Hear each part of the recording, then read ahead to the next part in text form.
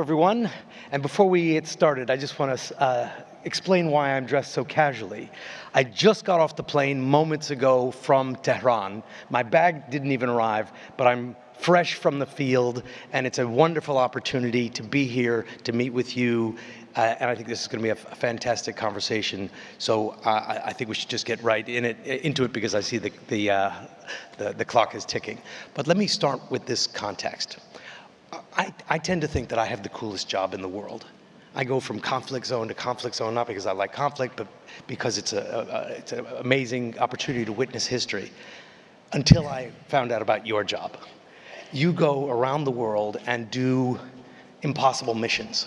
You find the hardest places, and when your prime minister sends you, you go, I like to think of it as a little bit like the impossible mission task. And you have this broad portfolio where you try and mediate between enemies. So my opening question is, how do you do that? How do you try and make peace among historic conflicts, among people where there's blood spilled between them, among people who don't want to get along? That's your job. You go and try to bring peace among enemies. And you've been successful at it. How do you do it? What's the key? Thank you very much, Richard. Welcome to Doha. I've been to Tehran several times. It's a beautiful city.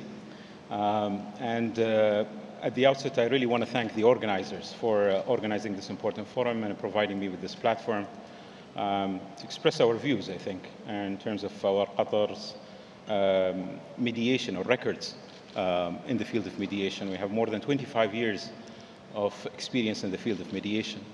The organizers have done a fantastic job. Ali and the team, thank you so much. You keep impressing us every year, defeating your previous year's records. I think that's something fantastic, so well done to the teams. Just to answer very briefly, Richard, I think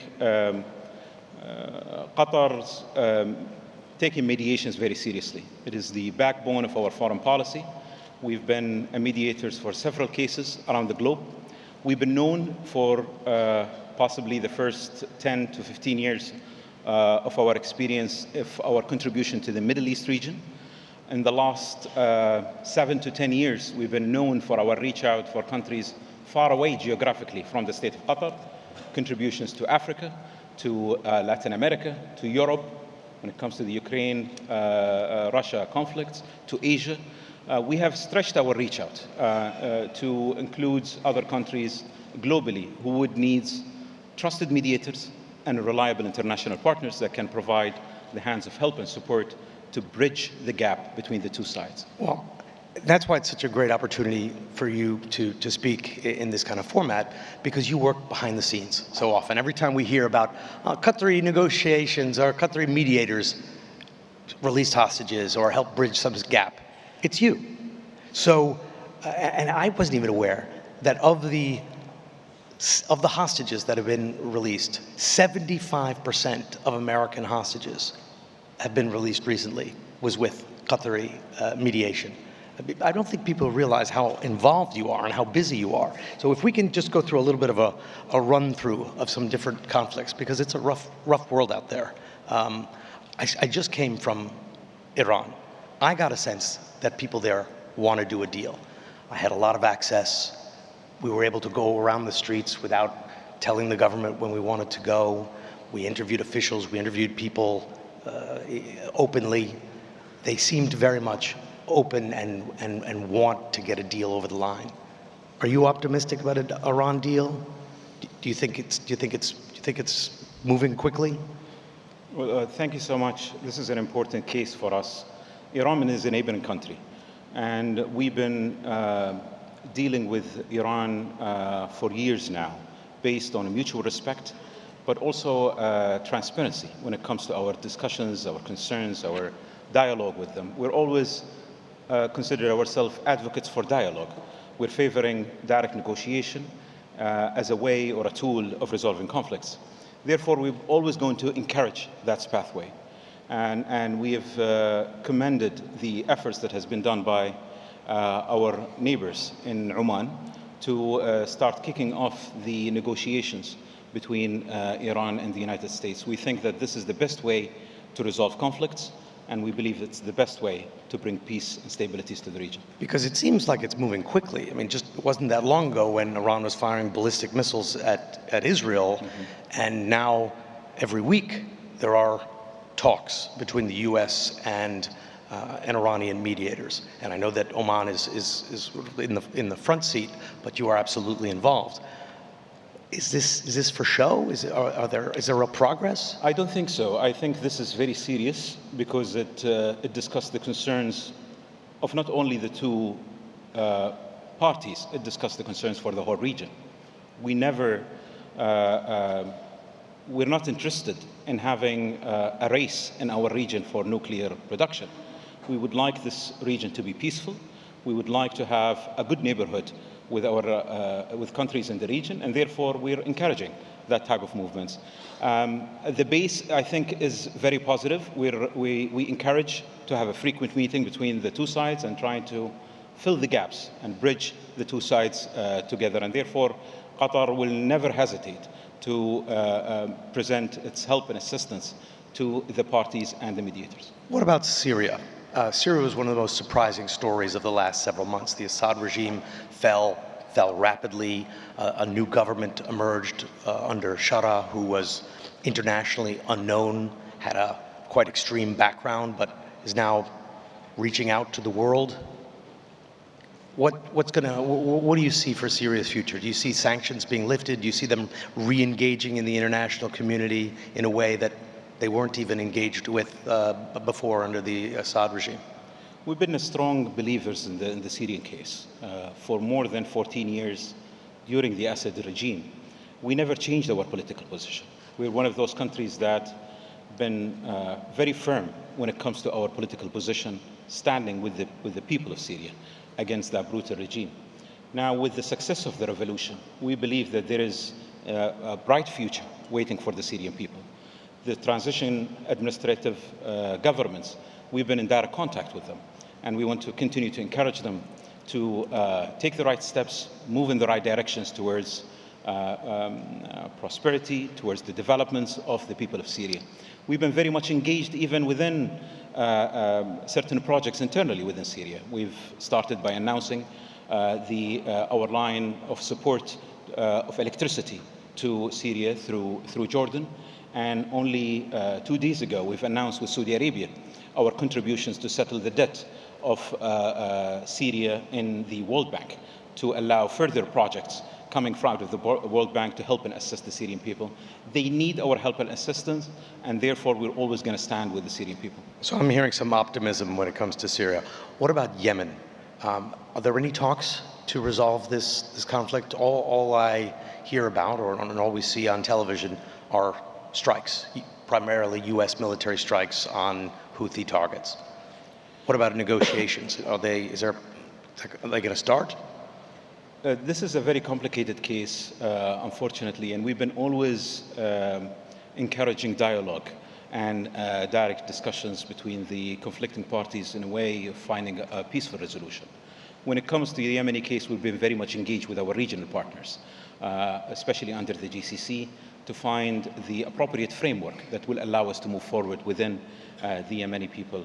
But again, with the recent escalations, I believe this will bring more escalations to the whole region, and therefore we continue to encourage finding peaceful resolutions between the Yemenis and the different parties. Conflicts are contagious.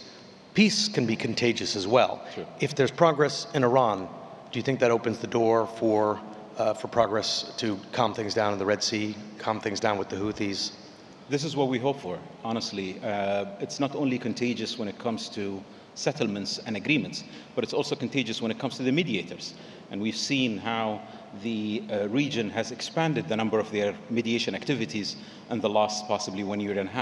And I think is a very positive notion that we continue to support, to see countries in the region, rather than competing with each other, but also collaborating and moving forwards towards further mediation cases. I was in Damascus when the old government fell, and I came in from Lebanon. I crossed in because there was no border at that stage. But the conflict in Lebanon seems like it never really ended. there was a ceasefire, but there's still Israeli troops moving back and forth. There's still tension there. There's still fear that it could reignite at any moment. What's going on in Lebanon? Is that war over, paused? Where's it going? So we had a very good start early this year by the election of the president and the appointments of the permanent governments in Lebanon, which we missed for a very long time. We've seen the vacuum when it comes to the administrative Lebanese governments for months now. And I think that this is a very positive initiative and very positive steps. When it comes to Lebanon, I feel more optimistic. I think things are moving in the right direction. We've seen the recent decision by the parliament to adopt the banking secrecy law to improve and develop their banking sectors. I think when it comes to Lebanon, there has been a lot of positive steps that has been taken internally. More encouragements, more support giving to the Lebanese people. I think that will lead for more agreements and more positive engagements. But at the same time, the parties involved within this conflict need also to fulfill their obligations. Here I'm referring to Israel. We condemn the continuous attacks by the Israeli forces to the south of Lebanon. That's bringing no stabilities to the region, bringing no securities to the region.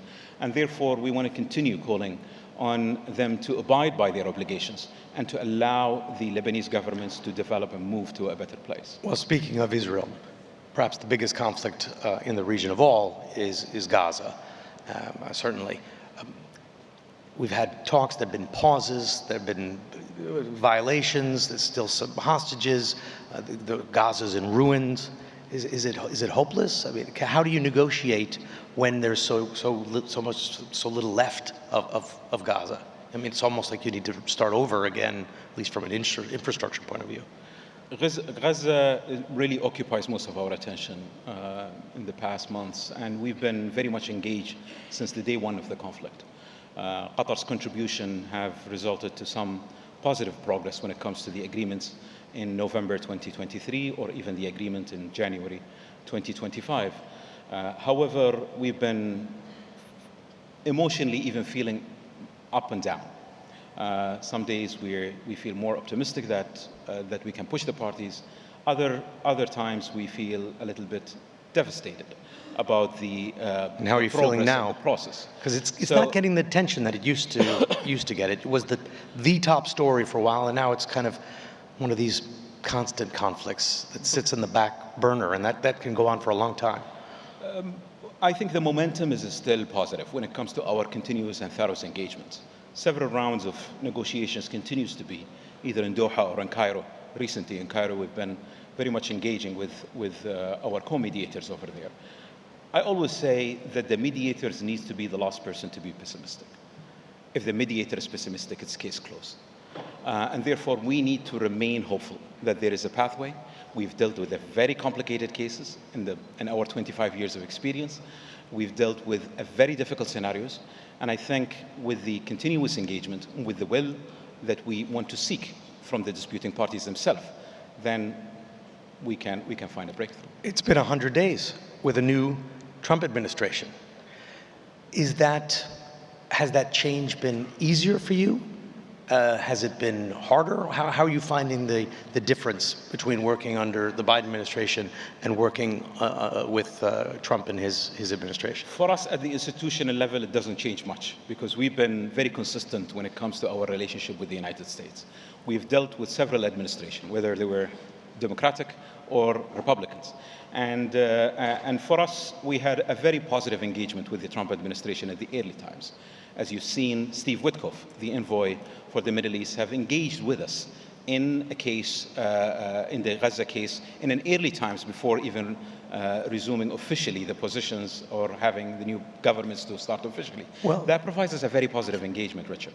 That allows us really to think that the administration really believes in the process that we've been contributing to, and hopefully that we can continue to encourage them to find and agreed solutions. Because in one sense, this administration, the Trump administration, seems to prefer working the way you work, not going through the State Department or going through large organizations, but sending envoys, doing private, I don't want to say deals, but having private negotiations and working things out in small groups. Is their approach more similar to your approach, or is that just my perception? I think we're very comfortable in dealing with whatever approach that the US governments would like to deal with those cases. We've dealt with cases where we need to deal with the different institutions within the United States.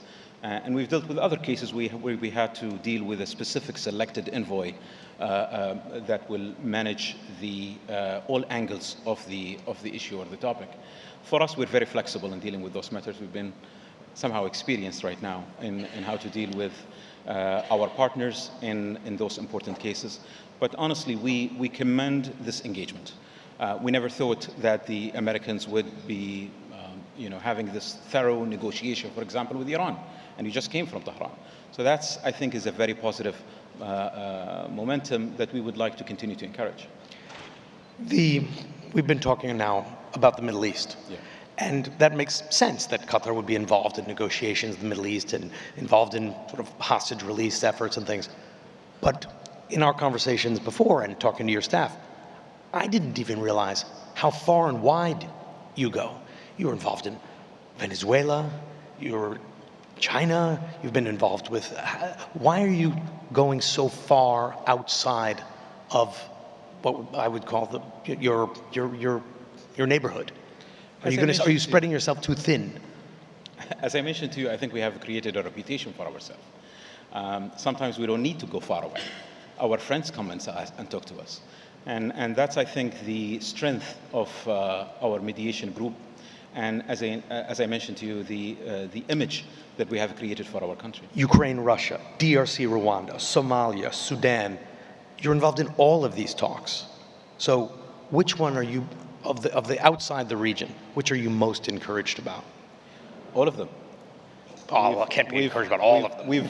You cannot believe it. By the way, every year I keep expanding my team and recruiting more and more diplomats to cover many of those cases. Yes, sometimes we feel overwhelmed with the number of cases we're receiving, but this is part of our culture. The Qatari culture is a culture that's based on stretching our hands of help and support for our friends in need, and we will continue to do that. You mentioned your concerns about Israel when it came to Lebanon. Mm-hmm. Talk a little bit more about that. Mm-hmm. Do you see a future in Lebanon that also has Hezbollah in it? So this is a very important question. I think part of it is related to the agreement that was signed by the Israelis and the Lebanese government. This agreement has not been yet implemented. I think priorities needs to come first. I think what's most important for us is to make sure that we help and support the Lebanese to, bring back their securities, developments, focus on the economical situations internally within the governments. All of that will demand further engagements with the neighboring countries, further engagement with the different political parties internally. And that's something that is extremely important. We will continue to support the Lebanese armed forces. I mentioned to you before the session that we're one of those countries that never stopped our support to this vital military institutions, believing that with the support to the LAF, our Lebanon will be more secured and will be able to help and support those important infrastructures. And therefore, I think our continuous engagement with the Lebanese governments these days is something that is extremely important. It is the decision of the Lebanese people to determine whether those political parties need to exist or not. It's not for the outsiders. What we want is more stable Lebanon, is more secured Lebanon, is a more secured neighborhood that will help and assist bringing more security for the whole region. What about your own neighbors? Qatar's had traditional problems with the Emirates. You've had traditional problems with Saudi Arabia. How are relations within the Gulf? We've been having a very good relationship with our neighborhood and even further on positive engagements under the GCC. I think even the developments and the evolution of the GCC in the last years has been impressive. They've been very much engaged with us in different topics that we never historically possibly discussed under the GCC. I think this engagement is important. Our bilateral engagement with our neighboring countries is important. We've been very transparent, but also discussing many of those issues together. I think we're moving in a very good term with our neighborhood. In the last 5 minutes that we have, so we've been talking about some specific countries and specific conflicts. Globally, are we heading in the direction of peace? Because if you just look at the number of conflicts we just talked about in the last 20 minutes or so, there's lots of them, and we could keep going. There's fire here, there's a fire there, there's another fire. Are we heading in a direction of more and more hotspots, more and more fires? Maybe they cut together and you get another big conflagration? Or are we heading toward peace? It doesn't feel, at least from my perspective, that we're heading toward peace. When you look at the map and you listen to the two of us talk and you're being optimistic, but look at the number of conflicts that are out there. Indeed. You're reminding me of a quote by an American journalist, Dorothy Thompson, and she said that peace is not the absence of conflicts, but it's the ability to cope with it. We cannot limit the number of conflicts or even decrease sometimes the number of conflicts that are surrounding us unless that we're working actually on precaution measures that will allow us to help and assist whenever is needed. The approach that Qatar is following is always to be engaging, always to be positive, fast forward in terms of our reach out, allows us really to work closely with many of the disputing parties at an early times of the conflict. That's something that is extremely important, Richard. Conflicts today are borderless. What is happening in Ukraine, we never thought that it will have a direct impact on us in the region when it comes to food security and other issues. The conflict in Gaza, we never thought that it will have a direct impact on North America, for example. So I think it's important for us as members of the international community to really take the next step by further engaging and trying to find the best mechanisms that will allow us to resolve those conflicts in the future. One of the most difficult conflicts is Afghanistan. So it's a country that for decades hasn't had much stability. It's been a very hard place to live for the people. The Taliban were a guerrilla movement. Now they've come back as the government. Do you see them coming back and becoming a more legitimate government? Do you see them showing any flexibility when it comes to women's education? I know many world leaders who say they're not going to talk to the Taliban and won't welcome them in unless they allow women and girls to go to school. That's the problem that we're facing with the international community, and I have to be very honest and genuine with you, Richard. We strongly believe in the direct engagement. As a matter of fact, while we're talking right now, the foreign minister of Afghanistan is here in Doha. And we always favor the direct dialogue in terms of our engagement with the Afghan people. It's important for us also to understand the culture behind our discussions and talks. So it is not the Western standards that may apply, for example, in our region in the Gulf. So we want to make sure that we understand that culture, but also push as much as possible on those issues. It doesn't mean, out of my talks right now, that we don't have any specific concerns within Afghanistan. We do. But at the same time, what is the best methods for us to be practically engaged within the Afghan caretaking governments? The direct dialogue is the method that we have selected in dealing with those matters. And we came up with several initiatives. You touched base on the women's rights and education, for example. We're trying to think outside the box. For us here in Qatar, we don't want to wait until we hear, for example, a yes from an official members of the governments. But what we're trying to do is to come creatively by presenting positive and creative solutions that may bring some sort of a positive movements towards those important concerns. So our Qatar Funds for Development has several projects that has been dealing when it comes to, for example, to the education in Afghanistan. And I recall the last MOU that we have signed for Indonesia, for example. Indonesia has done a fantastic job by hosting many of the Afghans to educate them and making sure that we cover also part of that work. In conclusion, I think most important things here for us, not to miss the direct engagement, not to miss the direct dialogue, continue that engagement in a more constructive manner. That will help us to bring success. So it sounds like the attitude or the key to success. My first question to you was, what's the key to being a conflict resolution mediator? And it sounds like you're saying never give up. The Trump administration has been saying, unless there's a deal on Ukraine, they're going to walk away. Do you think that's the right strategy? Again, I don't speak on behalf of the US government. What we want is a continuing encouragement towards peaceful resolution. We strongly believe that there is no alternative to a negotiated agreement between Russia and Ukraine. That's what we've been trying to do, by the way, in the early times of our involvement. We thought, we followed what I called by the low-hanging fruit approach. The most common grounds that you can get the Russian and the Ukrainian closer to each other is the children. And that's why we've worked at the early times between Ukraine and Russia of the reunification of children together. There's a lot that we could continue with, and I hope we're going to continue this conversation. It's been fascinating to do this tour around the world and to get a look sort of behind the curtain at some of the work that you and your colleagues here in Qatar are doing. So thank you very much. Thank you.